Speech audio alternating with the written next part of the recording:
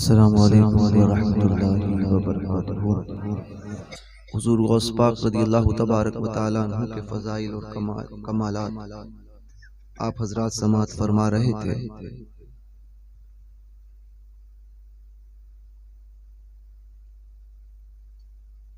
आला हज़रत फरमाते हैं वरफ़ाना लका ज़िक्रक का है साया तुझ पर,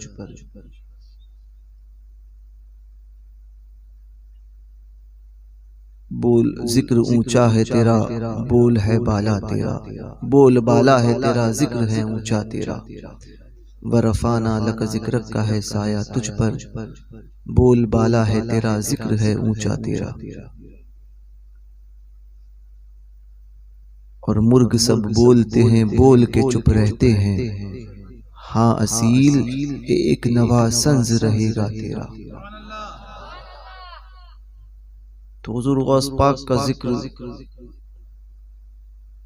वही करता है जिस पर हुज़ूर गौस पाक की निगाहें करम होती है, क्योंकि खुद इरशाद फरमाते हैं कि लोग उस वक्त तक मेरा जिक्र नहीं कर सकते जब तक कि मैं ना चाहूं। जब मैं चाहता हूं तभी लोगों के ज़बानों पर मेरा जिक्र जारी होता है। इस बात से एक बात साबित होती है कि जब कोई गौस पाक बड़े पीर दस्तगीर का जिक्र करे तो ये बात साबित होती है कि बड़े पीर दस्तगीर की तवज्जो उस तरफ है।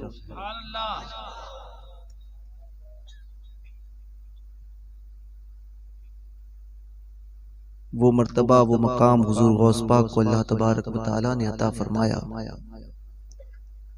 कि दंग रह जाते हैं सब देख के रुतबा तेरा। आला हज़रत उस्ताद ज़मान ने ये सरकार गरीब नवाज की शान में लिखा, मगर वाकई हुजूर गौस पाक की ये शान है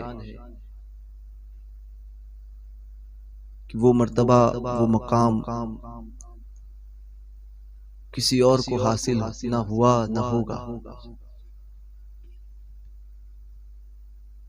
हुज़ूर गौस पाक रज़ियल्लाहु तबारक व तआला अन्हु के फ़ज़ाइल और कमालात के मुतालिक हज़रत इमाम अब्दुल्ला याफ़ई रज़ियल्लाहु तबारक व तआला अन्हु इरशाद फरमाते हैं कि अगर दुनिया के सारे समंदर के सियाही बनाई जाए, समंदर की सियाही बनाई जाए और जितने दरख्त सारी कायनात में हैं उसके कलम बना दिए जाए, और इंस और जिन, इंसान और जिन्नात, ये सारी दुनिया के इंस और जिन मिलकर, और आपको पता होगा जितने इंसान हैं उससे 9 गुना ज्यादा आबादी अजिन्ना की होती है। ये सब मिलकर हुजूर गौस पाक का जिक्र, फजाइल और कमालात लिखने पर आ जाए तो अब्दुल्ला याफ़ई रज़ियल्लाहु तबारक व तआला अन्हु, ये कोई आज के 10-15 साल पहले कोई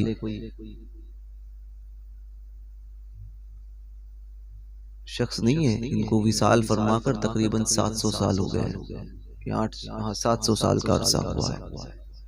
7वीं सदी हिजरी के बुजुर्ग हैं इमाम अब्दुल्ला याफ़ई। वो फरमाते हैं कि इंस जिन मिलकर हुजूर गौस पाक के फजाइल और कमालात लिखने लग जाए तो सियाही खत्म हो जाए समंदर की। एक गिलास में कितना पानी है, उसमें कितने कतरे हैं हम नहीं बता सकते। यहाँ बात समंदर की चल रही है। सियाही खत्म हो जाए, कलम टूट जाए, कलम खत्म हो जाए, इंसो जिन लिख लिख के थक जाए। इमाम अब्दुल्ला याफ़ई फरमाते हैं मगर हुजूर गौस पाक के मनाकिब, उनके फजाइल, उनके कमालात खत्म नहीं होंगे। और हम और आप क्या जिक्र करें, उन बुजुर्गों ने गौस पाक का जिक्र किया और अपनी गर्दनों को उनके सामने झुकाया कि जिनकी बारगाहों में सारी दुनिया झुकती है। हज़रत सरकार ख्वाजा गरीब नवाज रज़ियल्लाहु तबारक व तआला अन्हु फरमाते हैं कि या गौसे आज़म रज़ियल्लाहु तबारक व तआला अन्हु, मोइन जो आपके नाम का गुलाम है, और आपके करम का मांगता है, और ये आप ही की नजरे करम है कि मुझ जैसे गुलाम को, मुझ जैसे मंगते को मंगते से ख्वाजा बनाया।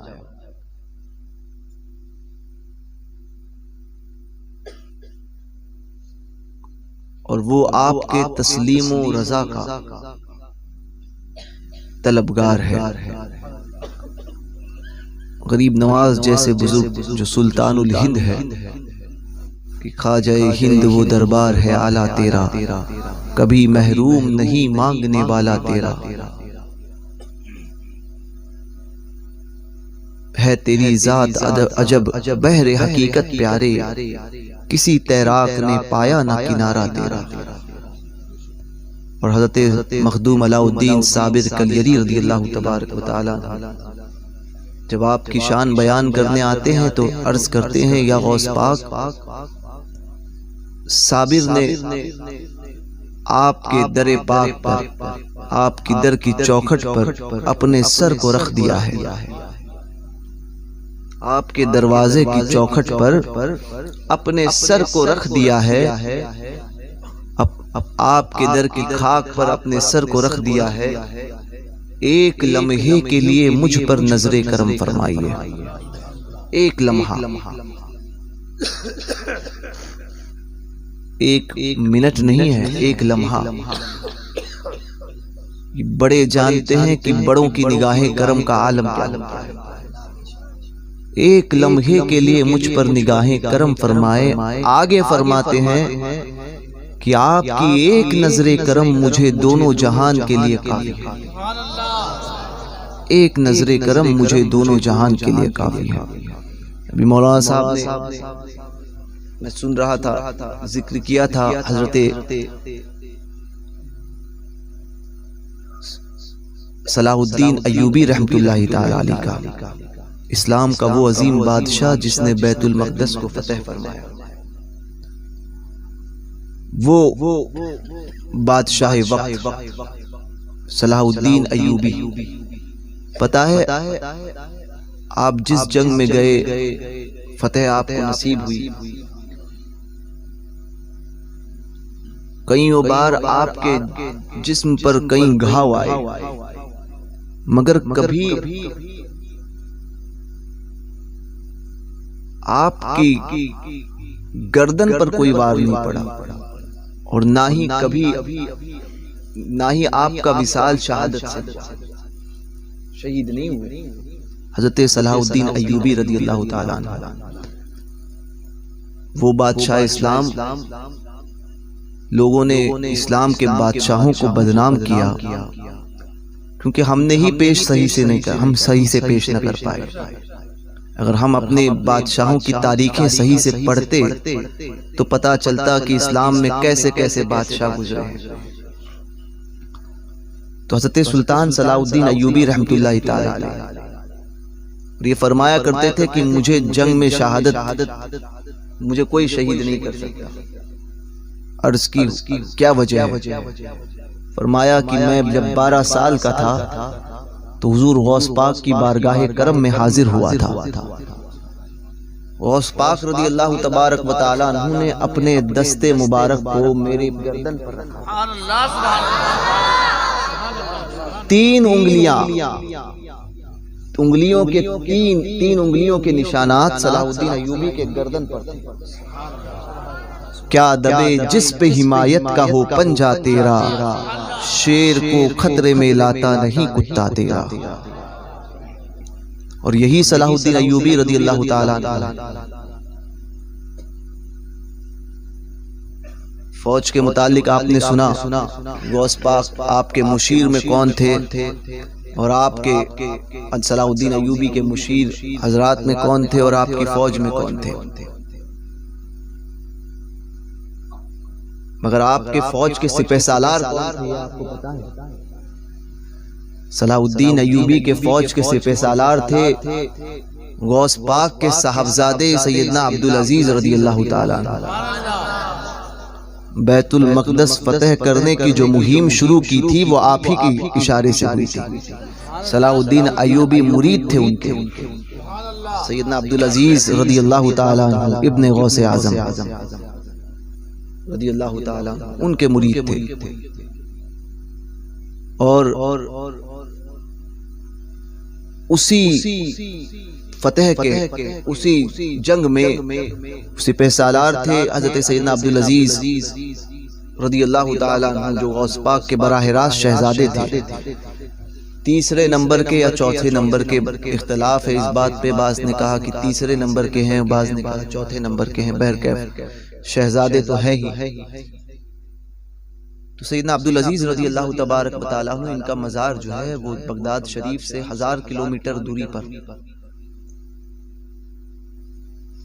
कुर्दिस्तान है, वहां पे अकरा करके एक जगह है, मेरी हाजिरी हुई है अकरा। वो अकरा में पहाड़ियों के बीच में आपका मज़ार है। तो कुर्दी हज़रात जो है सलाहुद्दीन अय्यूबी के फौज में मौजूद थे और उन कुर्दिस्तानियों को इस जंग के लिए उभारने वाले सैयदना अब्दुल अजीज रदियल्लाहु ताला अन्हु थे। उन्हीं की मेहनत से वो लोग जंग के लिए तैयार हुए और बड़े जंगजू थे। जैसे अफगान के पठान मशहूर है कि जंग करने में, उसी तरह से कुर्दिस्तान के अहबाब बड़े मशहूर थे और आज भी वैसे ही हैं। तो वो कुर्दिस्तानी लोगों के साथ वो फौज में शामिल थे। वो गए, सैयदना अब्दुल अजीज रदियल्लाहु तबारक व तआला अन्हु सिपह सालार थे और फिर आपने बैतुल मक़दस को फतेह फरमाया। उसी जंग में आप जख्मों से चूर चूर हुए, सैयदना अब्दुल अजीज रदियल्लाहु तबारक व तआला अन्हु। बैतुल मक़दस तो फतेह हुआ, जख्मों से चूर चूर हुए और फिर वापसी में अकरा में पहुंचे। कुछ दिन इलाज हुआ मगर उससे इफाका ना हुआ और आपने विसाल फरमाया, जामे शहादत नोश फरमाया। पता चला कि गौस पाक का बेटा है और ऐसी करामतों का मालिक, बराह रास्त जिसने गौस पाक, जो बराह रास्त गौस पाक का शहजादा हो, उसकी अजमतों और उसकी बुजुर्गी का आलम क्या होगा। गौस पाक फरमाते हैं, मेरे घर में विलायत ऐसी टंगी हुई है। आज लोग गौस पाक का जिक्र तो करते हैं, गौस पाक का नाम तो लेते हैं, मगर बुग़्ज़ उन्हीं के ताल्लुक से रखते हैं जो उनसे निस्बत रखने वाले। आज हालात ये हो गए। हम तो सिर्फ इतना कहते हैं, दिया मुझको उन्हें महरूम छोड़ा, दिया मुझको उन्हें महरूम छोड़ा, मेरा क्या जुर्म हक फासिल है या गौस, हसद से इनके सीने पाक कर दे कि बदतर दिख से भी ये सिल है या। और अताए मुक्तदिर गफ्फार की है, अताए मुक्तदिर गफ्फार की है, अबस बंदों के दिल में गिल है या। अताए मुक्तदिर गफ्फार की है, अबस बंदों के दिल में गिल है या गौस। सैयदना अब्दुल अजीज रदियल्लाहु तबारक व तआला अन्हु गौस पाक के शहजादे। आज भी उनकी बारगाह की ये खासियत है कि आज भी रात में उनकी बारगाह में जब हाजिरी दो तो वो खौफ तारी होता है। और मैंने खुद इसका मुशाहिदा किया, बल्कि मेरे साथ कुछ अहबाब थे और फिर खादिम ने भी हमें इस बात को बताया।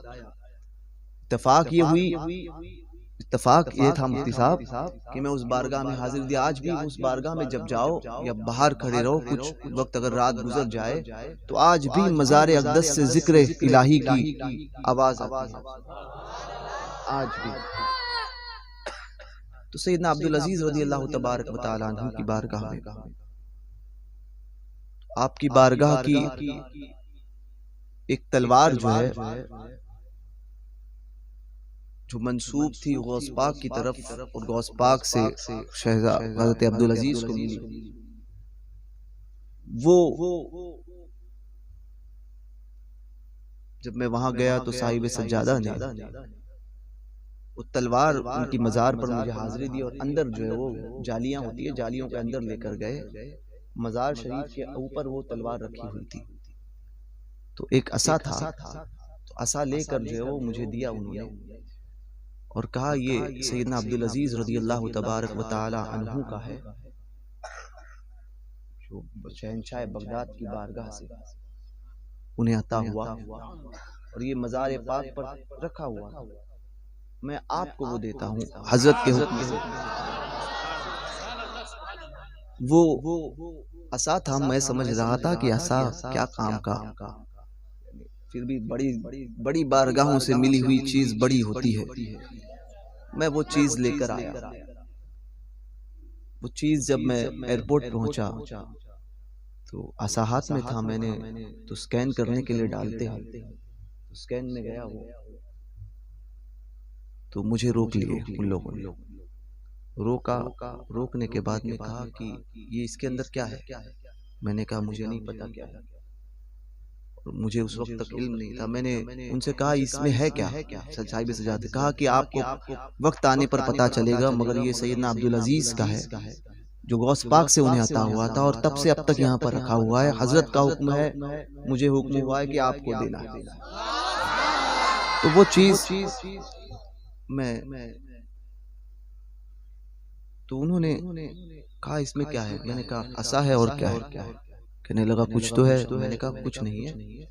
तो फिर दूसरे ऑफिसर को बुलाया, फिर स्कैन किया, फिर तीसरे को बुलाया। ऐसा करते करते मेरे इर्द गिर्द 15 अफसरान तकरीबन सब ने मुझे घेर लिया। बोले इसमें है क्या। मैंने कहा आप ही देख लीजिए, खोल रहे हैं, खुलने का नाम नहीं, खुलने का नाम नहीं, खींच रहे हैं, कहीं से ये कर रहे हैं, वो कर रहे हैं। अब जाहिर सी बात है, ये हालात देखकर मुझे थोड़ी तशवीश हुई कि आखिर मामला क्या है। अब उसी असना में मैंने सैयदना गौस पाक रज़ियल्लाहु तबारक व तआला अन्हु की तरफ तवज्जो की। गौस पाक की तरफ इल्तिजा पेश करनी थी कि एक बड़ा ऑफिसर वहां से गुजरा, उसने बुला आकर देखा क्या माजरा है। तो उन लोगों ने उसको दिखाया कि ऐसा ऐसा कुछ मामला है। तो उसने खोलने की कोशिश की। उसने कहा कि अगर है तो क्या मसला है, आप ऐसा कीजिए कि इसको लगेज में डलवा दीजिए, हाथ में ना जाने दें। मुझे तब भी समझ में नहीं आया। वो लगेज में डाला गया, लगेज में डाला गया। अब बम्बई एयरपोर्ट पहुंचा। बम्बई में फिर स्कैन होता है। एयरपोर्ट पहुंचा, स्कैन से आया, स्कैन से जैसे आया, सामान जैसे आया, मैंने उसको फिर हाथ में लिया। अब हाथ में लिया, अब चलने लगा। अब फिर वापिस एक स्कैन था, तो वहां पर हैंड कैरी जो होती है उसको स्कैन किया जाता है। तो वो असा मेरे हाथ में था। उस पे उन लोग चौक मार के ऐसा लगाते हैं, जिसमें कोई शुभा होता है उस पे चौक मारते हैं। वो मुट्ठी पे ही चौक मारा हुआ तो मेरे हाथ में था। अब वो वापिस स्कैन के लिए जैसे ही डालने गया, तो उस वक्त वहां पर जो शख्स था, जो ऑफिसर था, इत्तेफाक वो देख रहा था। और जैसे ही वो स्कैन के लिए मेरा साथ जाने लगा, उस ऑफिसर को किसी ने पीछे से आवाज दी। वो पीछे पलटा, मैंने छड़ी उठाई और आगे बढ़ गया, मैं निकल गया। अब भी मुझे पता नहीं। अब मैं घर पहुंचा, अहबाब मिलने के लिए आए। मैंने कहा ये ऐसा और ऐसा ऐसा मसला है। तो बोले वो खोलने की कोशिश कर रहे थे। गौस पाक की अता और उनके शहजादों का फैजान देखो। वहां पर 15 ऑफिसर, वो भी अरबी, समझे। ये अजमी और अरबी की ताकत में बहुत फर्क होता है। अरबी तो फिर अरबी है। तो वो 15 ऑफिसर खींच रहे हैं, नहीं खुल रहा है। घर पे मैं पहुंचा। पहुंचने के बाद में सिर्फ यूं किया था, उसमें से एक तलवार निकली। वो तलवार निकली, वो आज भी मेरे पास रखी हुई है। ये दूसरी या तीसरी हाजिरी मेरी 2009 की हाजिरी की बात है। तो गौस पाक रज़ियल्लाहु तबारक व तआला अन्हु के शहजादे सैयदना अब्दुल अजीज रज़ियल्लाहु तबारक व तआला अन्हु ने सलाहुद्दीन अय्यूबी की जंग में फौज में रहकर जो है वो यहूदियों नसारा के साथ जंग की। पता क्या चला? एक इशारे से औलिया कामिलीन दुनिया की काया पलटते हैं और अल्लाह तबारक व तआला ने वो तसर्रुफ अता किया है उन्हें। आज भी अल्लाह के ऐसे बंदे मौजूद हैं जो इस चश्मे आलम में हैं, जो एक इशारा फरमा दे तो हुकूमत के तख्त को पलट कर रखते हैं, तख्त को पलट कर रखते हैं। मगर ये दुनिया दारुल असबाब है, हर चीज में यहाँ पर सबब होता है। और आप देखें कि बगैर सबब अल्लाह तबारक व तआला बगैर बादल के बारिश बरसाने पर कुदरत रखता है, कादिर मुतलक है, मगर ऐसा करता नहीं। अल्लाह चाहे तो बगैर जमीन के सब्जा उगा दे, मगर सबब जमीन को बनाया। अल्लाह चाहे तो बगैर बाप के बेटा दे दे, है ना, मगर सबब बाप को बनाया। तो ये दारुल असबाब है, हर चीज में सबब है। और ये दुनिया ही दारुल अमल है, यहाँ पर अमल करना है। मेरे आका अलैहिस्सलातु वस्सलाम सारे कायनात के मालिक व मुख्तार हैं, जहां में उनकी चलती है वो दम में क्या से क्या कर दे। ये दम समझते हैं, ताजुश्शरिया ने ये दम कहा है, दम में क्या से क्या कर दे। दम, ये दम यानी एक लम्हे का करोड़वा हिस्सा अगर निकाला जाए ना तो वो होता है वो दम। वो दम में क्या से क्या कर दे, जमी को आसमां कर दे, सुरैया को सरा कर दे। जमी को आसमां कर दे, सुरैया को सरा कर दे।